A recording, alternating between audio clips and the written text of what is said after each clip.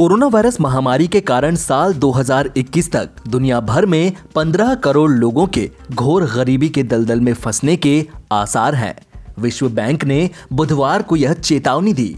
विश्व बैंक ने कहा कि देशों को कोरोना वायरस महामारी के बाद अलग प्रकार की अर्थव्यवस्था के लिए तैयार रहना होगा, जिसमें पूंजी, श्रम, कौशल और नवाचार को नए क्षेत्रों और व्यवसायों में जाने की अनुमति देनी होगी। वैश्विक संस्था ने कहा कि कोविड-19 के कारण इस साल 8.8 करोड़ से 11.5 करोड़ अतिरिक्त लोगों के अत्यधिक गरीबी के दलदल में धकेले जाने की आशंका है। इससे साल 2021 तक अत्यधिक गरीब लोगों की संख्या बढ़कर 15 करोड़ तक पहुंच सकती है। यह आर्थिक गिरावट की रफ्तार पर निर्भर करेगा। विश्व बैंक ने अपनी द्विवार्षिक गरीबी और साझा समृद्धि रिपोर्ट में कहा, अगर यह महामारी नहीं आती तो साल 2020 में अत्यधिक गरीब लोगों की संख्या के कम होकर 7.9% पर आ जाने का अनुमान था। विश्व बैंक समूह के अध्यक्ष डेविड मालपास ने कहा, महामारी और वैश्विक मंदी दुनिया की आबादी के 1.4% से अधिक लोगों के गरीबी में फंसने का कारण हो सकता है। विकास की प्रगति और गरीबी में कमी की दिशा में इस गंभीर झटके को पलटने के लिए पूंजी, श्रम, कौशल और नवाचार को नए व्यवसायों और क्षेत्रों में कदम रखने की अनुमति देकर देशों को कोविड-19 के बाद के दौर में एक अलग प्रकार की अर्थव्यवस्था तैयार करनी होगी। रिपोर्ट में यह साफ कहा गया है कि पहले से ही जिन देशों में गरीबी अधिक है, उन्हीं देशों में नए गरीबों की संख्या भी बढ़ने वाली है।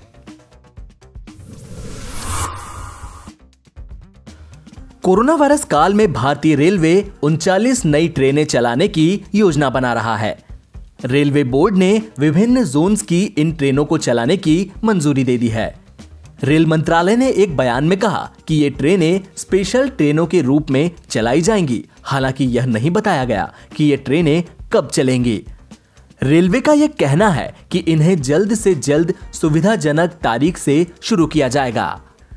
आपको बता दें कि त्योहारी सीजन को देखते हुए भारतीय रेलवे ने कुछ स्पेशल ट्रेनों के फेरे यानी आने जाने के दिन बढ़ा दिए हैं। रेलवे ने यात्रियों की संख्या और आगे आने वाले बड़े त्योहारों को ध्यान में रखते हुए यह फैसला किया है। रेलवे के इस ऐलान से झारखंड, बिहार और बंगाल में रहने वाले लोगों को लाभ मिलेगा। भारतीय रेलवे ने पूर्वा एक्सप्रेस स्पेशल ट्रेनों के फेरे बढ़ाए हैं।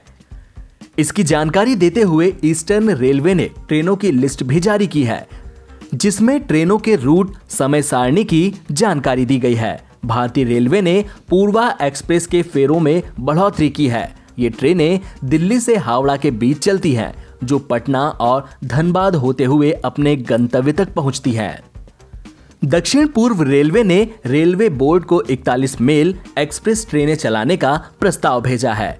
इन 41 ट्रेनों की सूची में झारखंड के 3 स्टेशनों से खुलने वाली कुल 20 ट्रेनें शामिल हैं।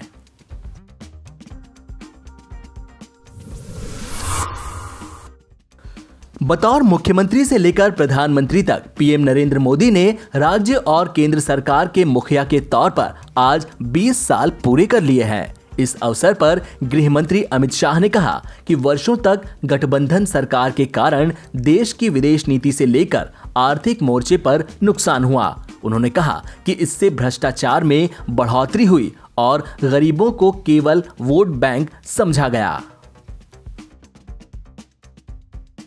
आज के दिन श्री नरेंद्र मोदी जी ने अपने मुख्यमंत्री और प्रधानमंत्री काल के 20 साल पूरे किए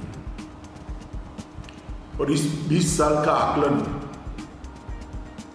राजनीतिक दृष्टि से और इसका विश्लेषण राज्य और देश के विकास की दृष्टि से करें तो कई चौंकाने वाले तथ्य हमारे सामने आते हैं।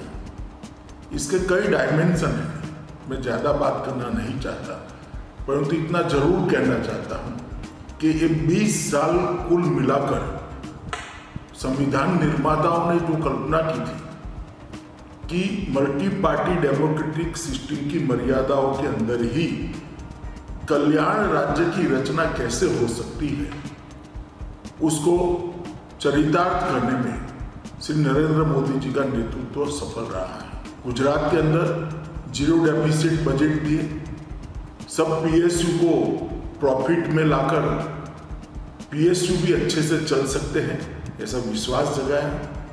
गरीब कल्याण का एक नया मॉडल कि उसको टुकड़े नहीं फेंकने, इसका सम्मान भी रहे, जीवन स्तर भी ऊपर आए और उसको रोजगारी भी मिले, इस प्रकार की योजनाएं लेकर नरेंद्र भैया है। चाहे वो आदिवासी हो, चाहे सागर किनारे रहने वाला मछुआरा भाई हो, सबके लिए सर्वस्पर्शीय सर्वसमावेशक विकास का एक मॉडल मोदी जी ने सबके सामने रखा।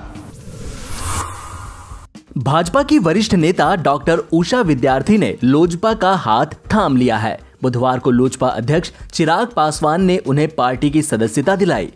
यह भाजपा के लिए किसी झटके से कम नहीं है, क्योंकि कल ही पार्टी के प्रदेश उपाध्यक्ष राजेंद्र सिंह ने भी लोजपा का हाथ थामा।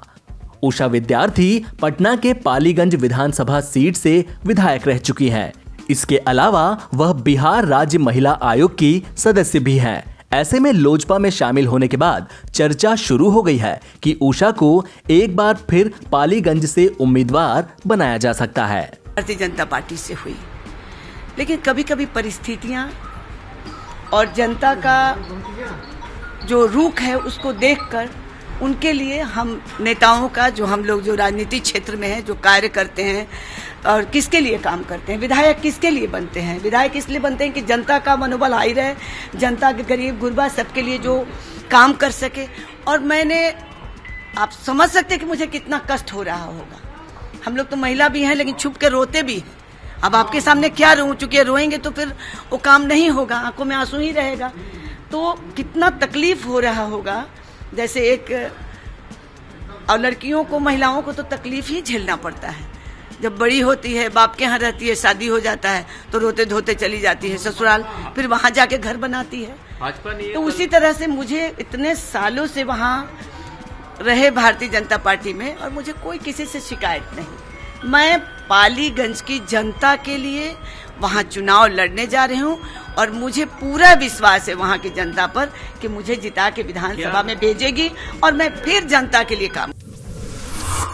पिछले कुछ महीनों से वेतन नहीं मिलने की वजह से डॉक्टरों और नर्सिंग स्टाफ ने आज दिल्ली में विरोध प्रदर्शन किया। उन्होंने हाथों में तख्तियां थामे और प्रदर्शन करते हुए कई नारे लगाए। प्रदर्शनकारियों में से एक ने कहा, हमें पिछले 4 महीनों से वेतन नहीं मिला है। हमारी सैलरी हमें 4 महीनों से नहीं मिली है। अब भी ये लोग कह रहे हैं कि 2 महीने और लग जाएंगे यहाँ पे, जबकि अपने ही एडमिनिस्ट्रेशन ब्लॉक में ये लोग रेनोवेशन भी करवा रहे हैं, लेकिन हमारे लिए इनके पास पैसे नहीं हैं। हाँ, डॉक्टर्स के पास इनके लिए कोई फैसिलिटीज़ नहीं है, और जब हम इन्हें बोलते हैं इनका कोई रिस्पॉन्स नहीं आता। डॉक्टर्स फ्रंटलाइन वॉरियर्स हैं, इनके लिए फैसिलिटीज ज़्यादा से ज़्यादा होनी चाहिए, लेकिन हमारे पास कोई भी फैसिलिटीज नहीं है। बिल्कुल फटे हाल बेहाल हो चुके हैं। 4 महीने एक गवर्नमेंट एम्प्लॉय जो सिर्फ तनख्वाह पे निर्भर करता है, अगर उसे सैलरी नहीं मिलेगी तो उसका क्या हाल होगा। इसी वजह से हम लोग आज सड़क पे आने को मजबूर हुए हैं, और कोई सुनवाई नहीं है, कोई सुनने वाला नहीं है, कोई सुनने वाला नहीं हमारी तकलीफ को। आप सरकार को बोल रहे हैं, एमसीडी वाले को बोल रहे हैं, ये भी बता रहे हैं 3 दिन से आप जी यहाँ पे धरने पे बैठे हैं, तो क्या प्रशासन ने कोई आपकी बात सुनी है या किस तरह की? प्रशासन ने कोई आश्वासन भी नहीं दिया। अब वो लोग मेयर साहब की एक बात पे अड़ गए हैं कि नवंबर एंड तक हम लोग क्लियर करेंगे, लेकिन अभी क्या, 4 महीने पहले के 2 महीने और साल के 12 महीनों में से 6 महीने बिना सैलरी के अनपेड वर्कर कैसे काम करेगा? कोई है इस चीज की सुध लेने वाला? कोई नहीं।